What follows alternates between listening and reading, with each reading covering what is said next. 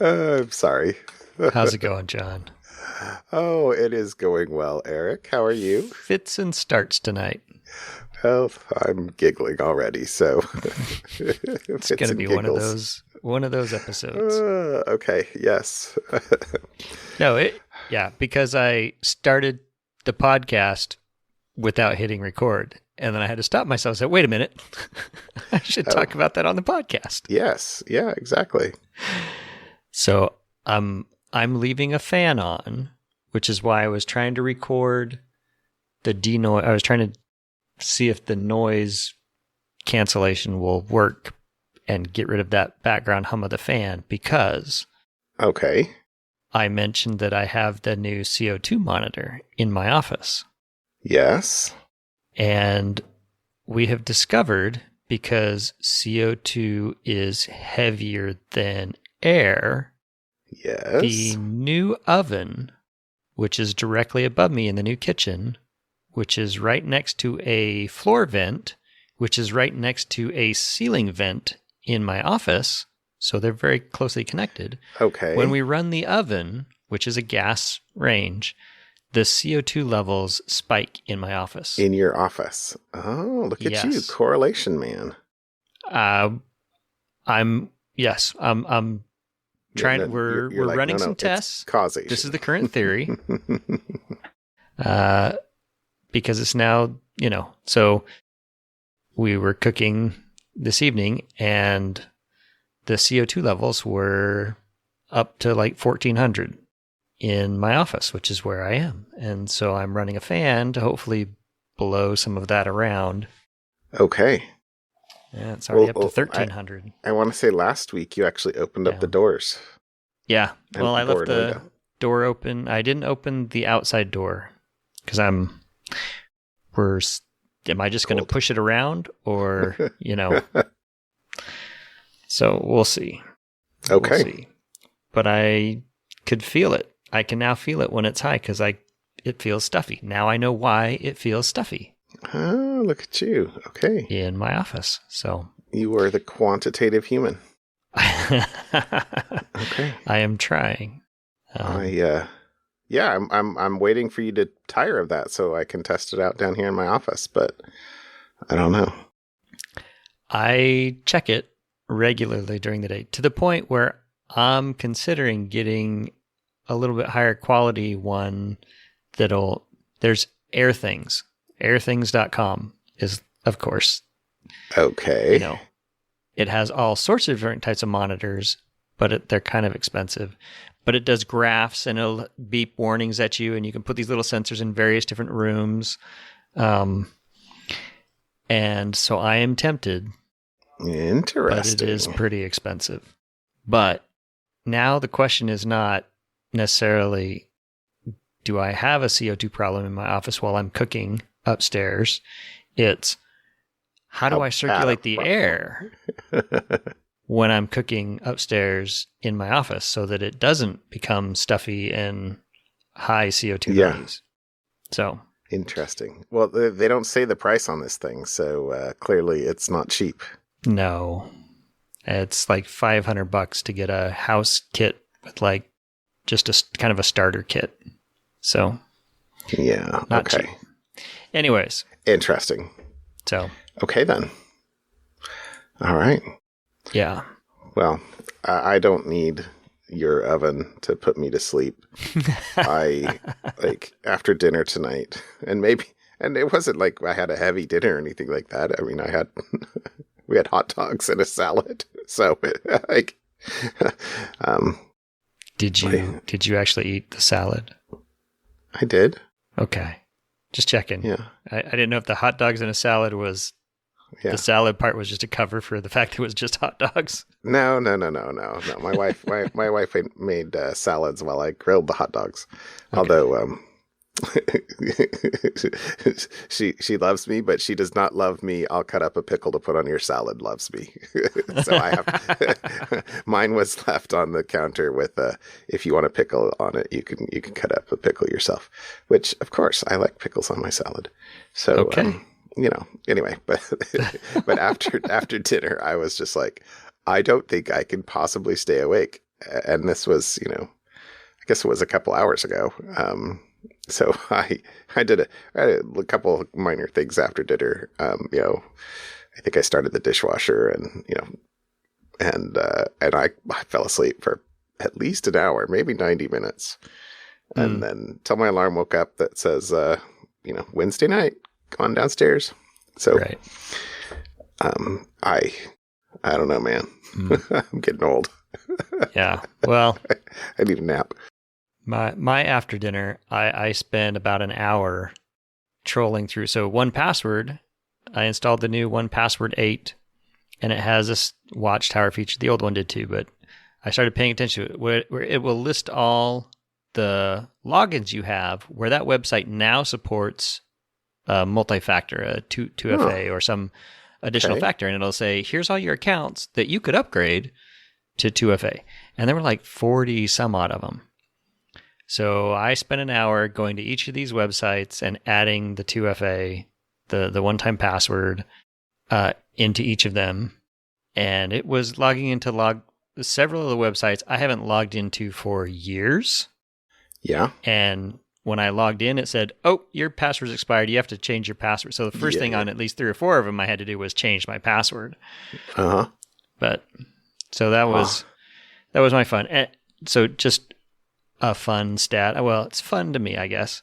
I have 469 different website password combinations. Gracious. I have like 10 different Twitter accounts. So it's not like, 469. It's not 480 or 69. Websites. It's website accounts. And user, accounts.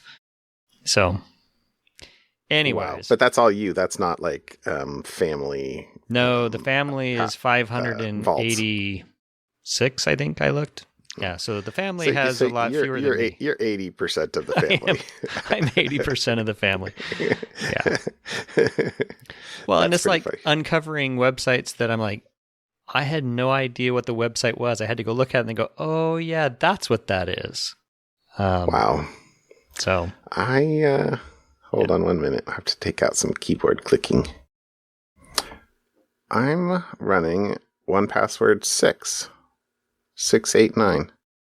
I guess I've got a couple updates to do. Yep. Huh. It doesn't auto-update, and you have to get it directly from 1Password. You can't get it through the App Store.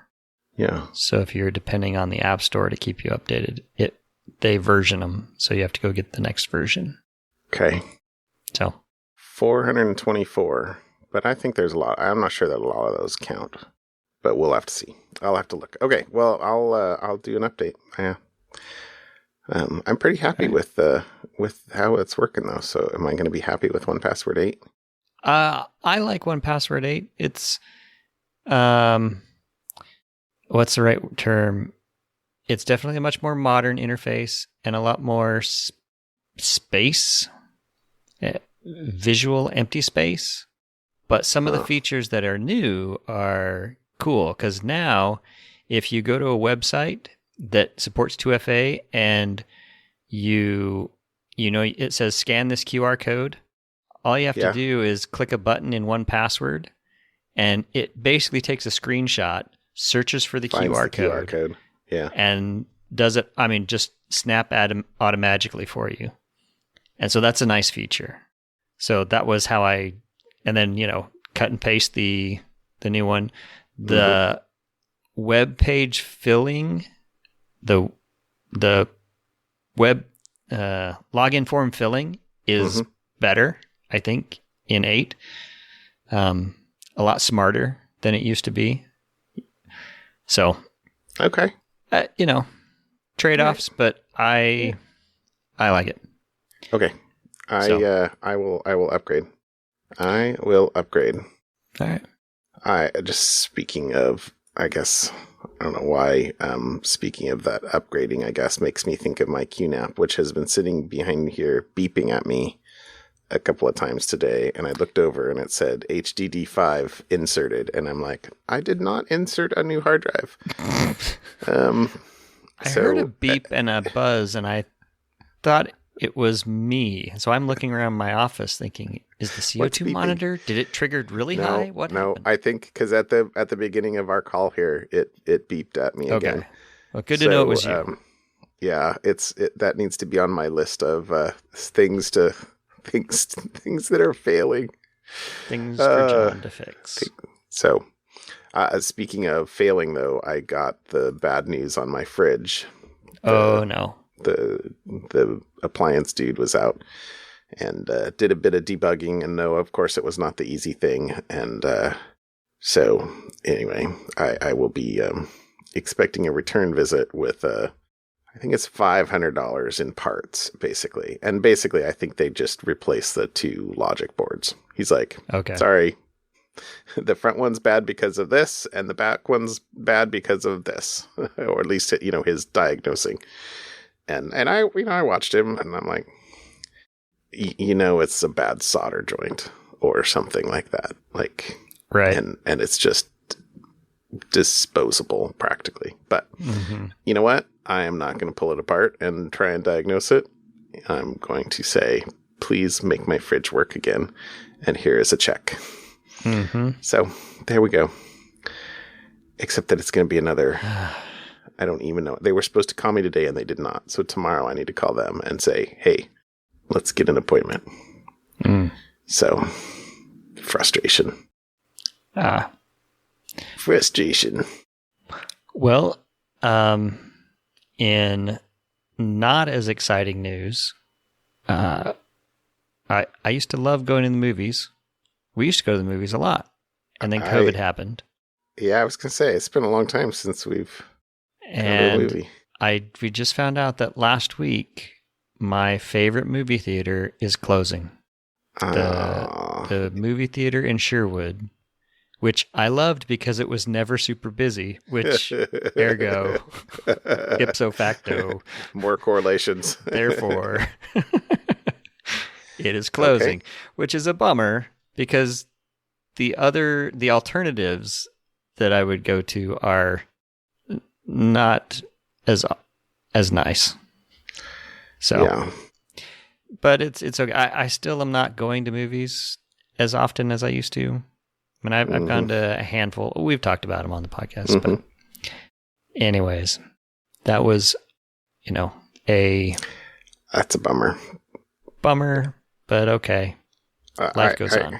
I have to say, yeah, I mean, a casualty of COVID in some ways, but with 4 of us, when we go to the movie, it's $60 and maybe 75 if anybody gets popcorn or anything like that. I can, buy a lot of movies for $75. Yeah. So, anyway. And a big screen TV and a nice sound system is good enough. Yeah. Most of the time. Oh, hey, sorry. I think you mentioned it even on the podcast because I remember you saying something about Ford versus Ferrari in some special viewing mode. Yes. I finally watched that a couple of weekends ago. I forgot to tell you that. And isn't it great? Really, really enjoyed it.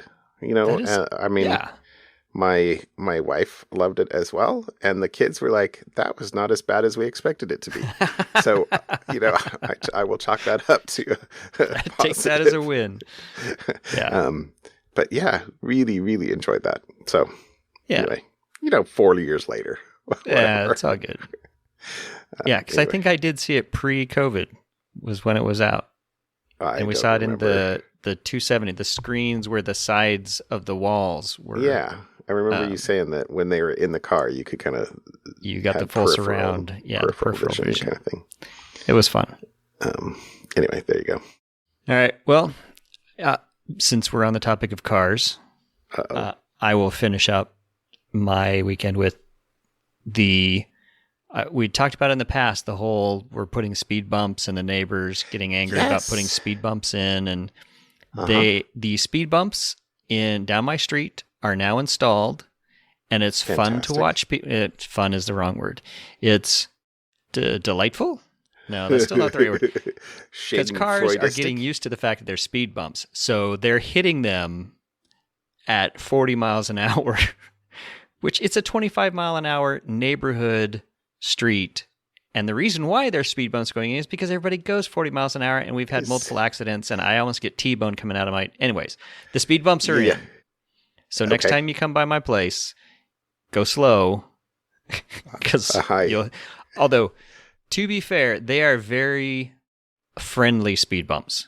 You can hit those at 25 miles an hour, which is the speed limit, and it's not... It doesn't shock you. They're just kind of lumps. They refer to them as speed pillows.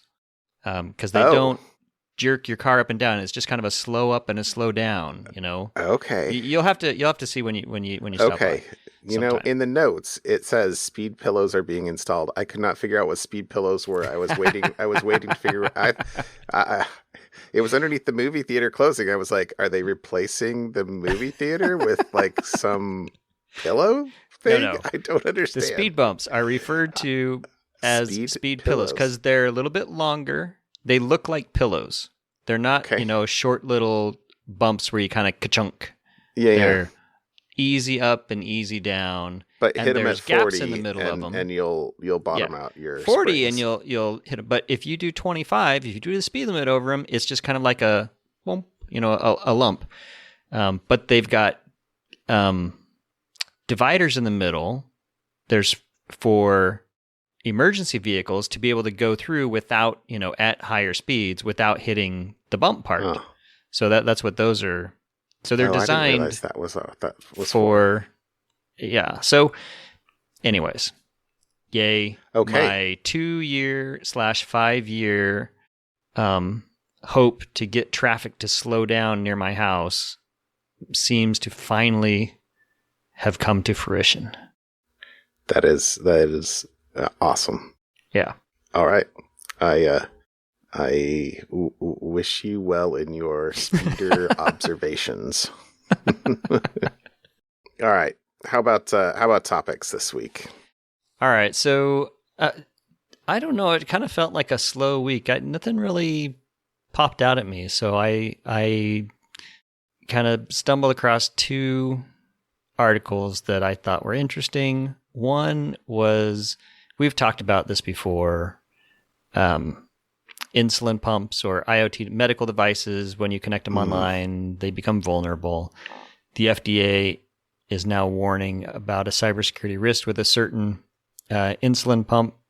Yesterday, they made this a recommendation of what to do. Don't connect it in public spaces. It's not accessible online, but it can be bad if, because it connects to your phone or so, wirelessly. So they say just avoid those. And there's a feature of the pump they recommend to just turn completely off and not to share the serial number, because apparently all you need is a serial number and you can link to the device. So anyways. And so somebody could remotely dispense insulin to somebody else. Yep. Something. Something like, yeah. That was one. Just a reminder, if you connect to it with your phone, if you set it up with your phone, someone else could think of the bad things people could do. It's possible. So keep an eye on that. And then the second article was, I guess, 2 years ago, there was the creation of the White House Cyber Czar in the U.S., a cybersecurity czar, and a commission was created called the Cyberspace Solarium Commission. And they went through to do a bunch of recommendations, because we've talked about, attacks on critical infrastructure, et cetera, et cetera, et cetera. So this commission was put together, and they made a bunch of recommendations, I think over 100 recommendations. And this is just an update on the progress. It says there's 48 of the 82 proposals have seen implementation or are nearing completion, with significant progress on another 22. So, which is, sounds great. And so the article is kind of long. It goes through, I don't need to go through anything, but just some fun facts. The commission draws its name from Project Solarium, which was a Cold War era project led by President Eisenhower. It's named after a room in the White House. There are nonprofits that are the successor to the commission's report that's tracing the follow-up and of various recommendations, and they say they've got 116, so they're following and studying other things like, what is the cybersecurity in the water sector? How are they doing in the water sector? And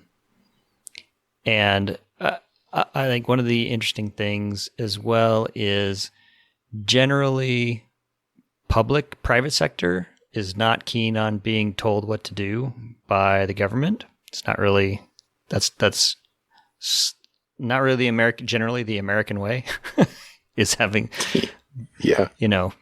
but at least initially, the private sector is catching on, and maybe they didn't like some of these ideas a few years ago, like mandatory reporting, but they're now starting to figure out at least, okay, maybe this is really necessary to improve cybersecurity. So I'm sure there's still push and pull and et cetera. And the commission also, mentions that we're confident that some of our ideas are doomed, such as a cybersecurity oversight committee, which the existing committee members aren't likely to give up their turf to other people. So that one's probably doomed. Congress who oversees this like a one congressional committee. Yeah, something else. So, anyways, it seemed pretty good that, hey, at least as far as the government's concerned, we're making some amount of progress, hopefully, in the cybersecurity space for a lot of our critical infrastructure and those kind of things. So it seemed to be relatively positive. I would like to read, where's the checklist that actually shows recommendation, implementation, how was it implemented? Is that one of these links? I think the link is in there somewhere. But I did not have that to-do list. Yeah. I think if you go to the very first link, the one on the cybersolarium.org, the CSC 2.0, that link will give you all the full report and the executive summary and the full report. So the link in that in the document will give you all what you're looking for. Anyways, there you go. That's what I had for topics this week. Okay, I see it. 2022 Annual Report on Implementation. Okay. I'm curious. Okay. All right. Interesting. Okay. It was just released today. This is exactly what I wanted. Look at that. The recommendation 1.0 with color grades. So light green, dark green, yellow, red. Appropriations. There's a lot of appropriations in that first table. Yeah. Well, the assumption in the article is as well that a lot of the budget for these projects will just get wrapped up into the annual defense bill. So they don't seem to be worried about any of these projects losing funding or not getting funded. It's more getting people to actually implement them. Yeah. Okay. So interesting. Okay. There you go. Well, thanks. That's cool. I'll try and spend a little bit more time, see if I can't learn something else about that. Okay. So my first one is a super duper long article. I mean, it's security adjacent, security related, but it's about industrial espionage. Espionage. It's partially security. New podcast. But the title, so it's on Bloomberg. I'm sorry. I'm still not sure that we're able to link Bloomberg articles again without qualifications. Without the asterisk. But it is a Chinese spy wanted GE secrets, but the U.S. got China's instead. How the arrest of a burnt out intelligence officer exposed an economic espionage machine. So, it's an interesting article. I'm not sure about takeaways. It's more just get like a bag of popcorn and read the article. Yeah. Because it is, I guess from a security perspective here, the U.S. government can get access to iCloud accounts if under a warrant, and they clearly did for this intelligence officer. But the story basically talks about two aeronautics engineers, an older one who had contact with Chinese officials in the early 2000s, and through the, I guess 2014 was the second kind of contacts. So a number of years ago, and then another, and he was working for Honeywell, and then another person who was working for GE, and and kind of courted to come to China, give educational talks at quote universities, but that where the people in the audience were perhaps not students, and asked close questions. But in exchange, you clearly got a little bit of a free trip and some sightseeing and maybe some cash. But they kind of did a sting. The FBI did a sting on the second individual, and essentially lured the handler, intelligence officer, out of China to meet in in Europe in an extradition friendly country, with all the data and all the background of the attempted courting and lots of journal entries, et cetera, from the iCloud account. So, interesting article. The Zhu or Shu was the intelligence officer who was convicted last fall of, let's see, did it say what he was convicted of?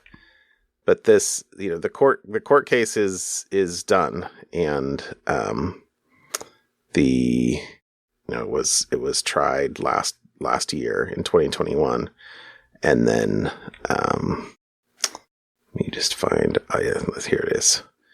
On November 5th, the federal jury convicted Shu on all accounts. He faces a maximum sentence of 50 years in prison and $5 million in fines when he's sentenced this coming November 15th.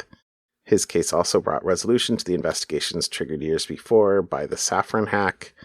Federal prosecutors in San Diego indicted Shu's MSS supervisor, Xia Rong, along with Zhu Zhen and Tian Shi of Saffron Aircraft Engines, and 7 others connected to the Zhengzhou branch of the MSS for a conspiracy to hack more than a dozen aerospace companies. So, unless they leave China, none of those defendants are likely to face trial. But anyway, the is a quite long article to kind of talk a little bit about how and where this this recruitment happened, and et cetera, et cetera. It did not actually say how the FBI learned in the first place that what was the guy's name? Not Arthur Gao. David Zhang? Yes. The GE aviation engineer. The GE aviation engineer. It did not say how the FBI realized that he was communicating with Zhu in China, but they walked into GE, called called him down into a auditorium and had 7 hours of interviews with him, and said he was free to leave at any time, but failed to mention. They said this in the thing. Said he was free to leave at any time, but failed to mention that they had confiscated his car in the parking lot and simultaneously served a search warrant at home and taken, a bunch of electronic gear to, look for evidence, etc. So, but he cooperated and, basically, I don't think he was out anything other than being fired from GE. But anyway. So anyway, that was my first article. It's a long read, but, a good read, just as a educational kind of thing. My second article was, or the second thing I saw this week was a Oracle Cloud vulnerability.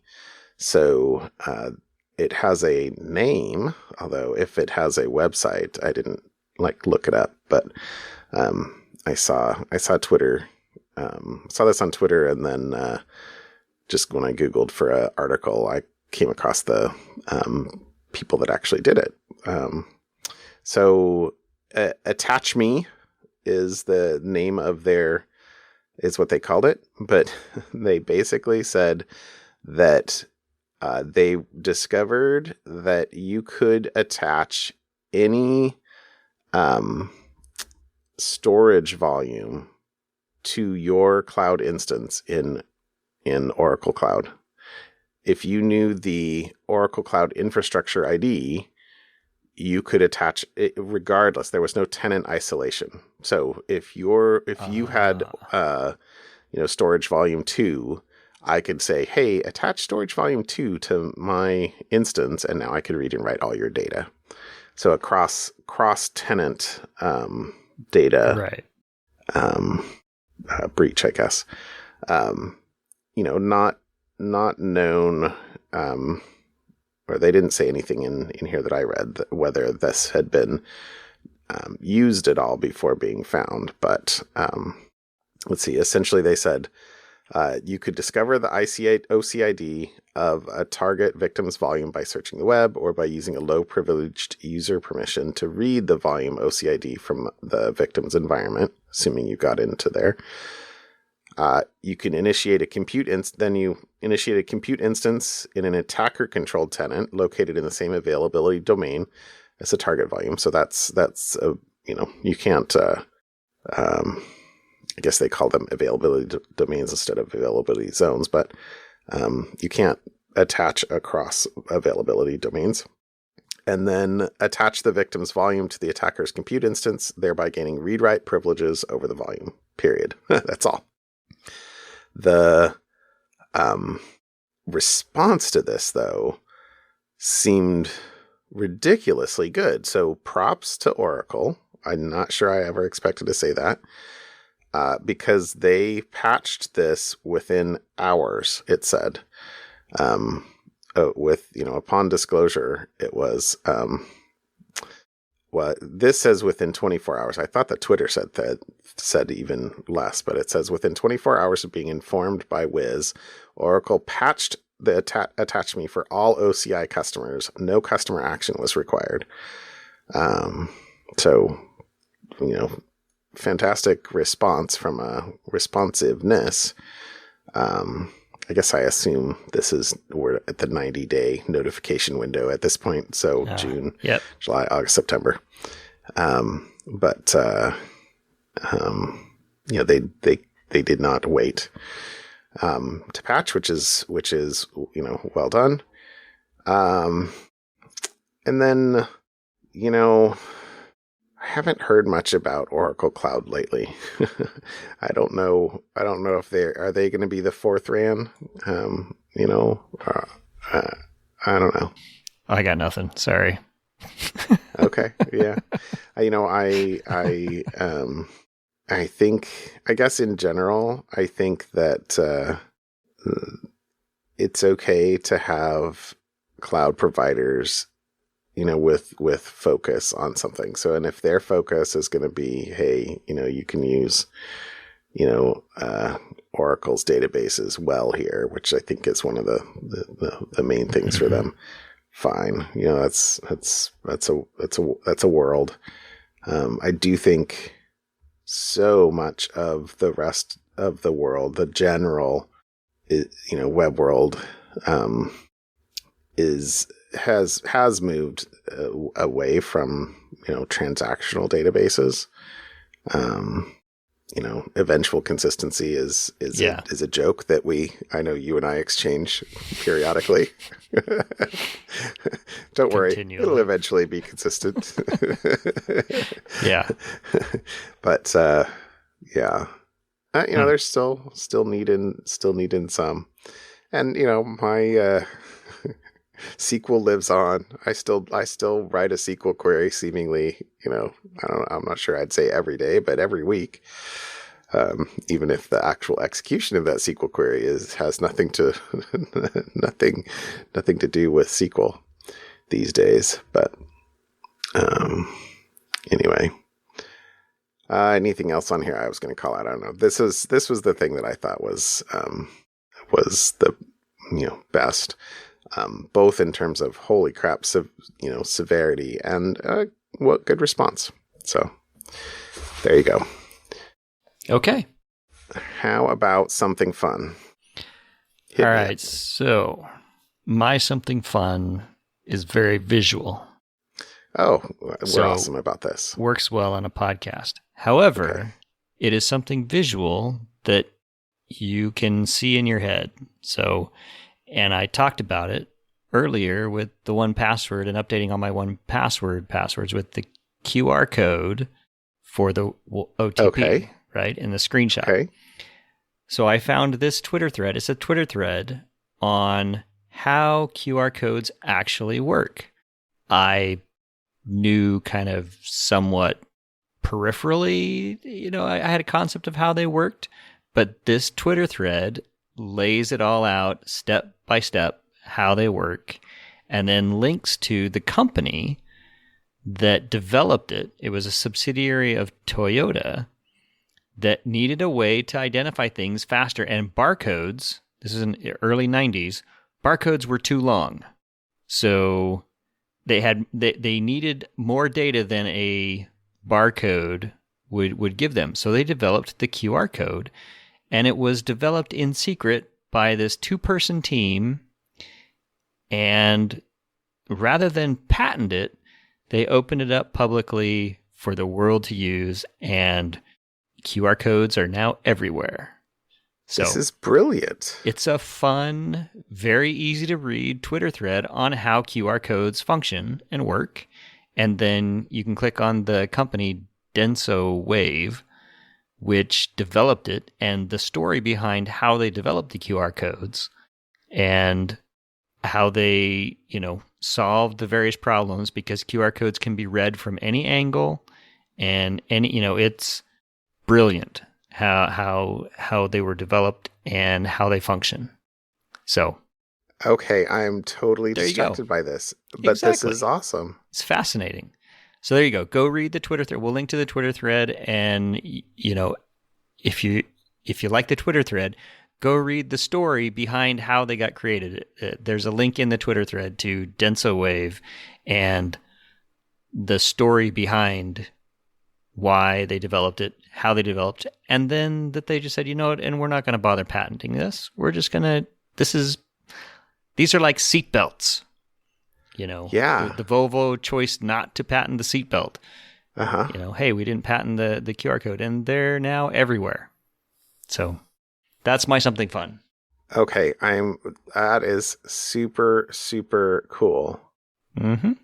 Okay, I gotta spend more time than that reading this, but I just kind of skimmed through, looking at where the bits are and and the different parts of it. I've never actually looked through that. Okay, sweet. And okay. Your fun. Okay, my fun. So this comes to me courtesy of my wife. Who said, "Hey, this looks cool," because she's a biologist, remember? So it is there's a program and a book. So I think I'm going to have to read the book. But it's about a guy. Well, no, the program is trying to figure out how to translate whale speech. It's called the Cetacean Translation Initiative, SETI, but not with the S, with the C. They're missing a Dory link in there. They're missing out. They could have, Finding Nemo, What? Dory speaks Yeah. whale, right? What? You don't remember how Dory speaks whale in Finding Nemo? Oh, I have not watched Finding Nemo for 20 years. But okay. Okay. I vaguely remember that. Like, It's hello, yeah. I I thought it was Long nice words. for like the SETI extraterrestrial life with SETI Right. for like intraterrestrial life. I thought that was a funny, nice play on words, but Yes. so the author is a guy who he thought he was dead when a whale breached and landed on his kayak. And Okay. like That he's like, and seems we're dead. unfortunate. Except that it was videoed remotely, or by bystanders, and evidently maybe it went viral. I didn't actually follow a link to this, but he said that in the video it seemed as if the whale at the last minute tried to avoid them. Like he went and talked to whale experts and was like, why am I not dead? And they were like, well, look what happened. Look what was going on here. And so he's kind of went on, had sort of the near death experience and went on investigation and essentially a couple of things. He met a couple of things that were interesting in the article I'm going to link. I think I'm going to read the book. I didn't want to commit to that yet because I've got a lot of stuff on my reading list, but I got a backlog of books. But exactly. But he said that he met Ted Cheeseman, who is the founder of the Happy Whale website, which collects pictures of whale snaps to identify individual animals. And so they believe that they've identified most of the whales in the Pacific, I think. They've now identified almost every whale in the Pacific, which would once have been a pipe dream for any team of biologists, they said. And Wow. and so they were able to say, to identify the whale that hit him as a whale named Prime Suspect. So, I don't know. Maybe it was because of that. I don't know about that. But anyway, so this guy, I only have his last name here, Mustill. I must have closed my Amazon. I forget what his first name is. When he was, so he started writing this book, and the editor of the book was like, oh, but you didn't include this other group of people, the Cetacean Translation Initiative.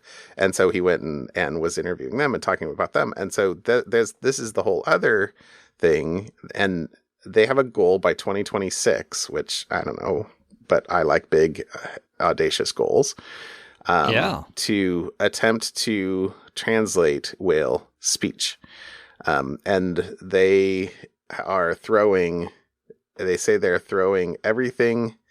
Let's see. SETI is throwing everything at a well-studied population of sperm whales off the island of Dominica, multiple underwater listening stations, drones carrying hydrophones, whales tagged by drones, soft robotic fish swimming among the whales, gathering audio and video. It says, quote, everything that David Gruber has done before, he has nailed, said Mustill. It's going to be the biggest animal behavior data set ever recorded. So they hope to place tags on mothers, grandmothers, teenagers, and great bull males from different pods, weather sensors, and other contextual data. And then they plan to try to use, the same tech that we've been using for human speech recognition to try and, AI to try and analyze the whale click and right. It doesn't say what it says. It says then the AIs will really be unleashed. They will analyze the coded click patterns that whales use to communicate, distinguishing between those of different clans and individuals. They will seek the building blocks of the communication system by listening to baby whales learn to speak. The animals and the humans guiding them will themselves learn to speak whale, they think. So there's a book. It's called How to Speak Whale. And I thought that this was cool. I think my wife texted me after she listened to a OPB segment while she was driving or something like that. Mm-hmm. She was like, "This sounds really cool. It sounds up your alley." And so there you go. Douglas Adams would be proud. Only if it turns into a flower pot. So, okay. That is cool. Anyway, sorry, I'm skimming through the article. I'm going to have to read the full thing. That looks really cool. Oh, and real-time follow-up, the guy's name is Tom. If I read the book. Tom Mustill. Okay, yeah. Thanks. And it is called How to Speak Whale. Mm-hmm. Oh, look at that. I had a third Chrome window. It was on there. Okay. Anyway, there's my something fun. Enjoy. If I read the book, I'll follow up. All right. Yeah, I have started into the 3-body problem. So, okay, that's my current books I'm reading. I'm sure it will be my something fun at some point. At some point? Okay. Yeah. All right, my friend. Have a good night, John. I will talk to you later. We'll see you. Bye, you. Eric. Bye.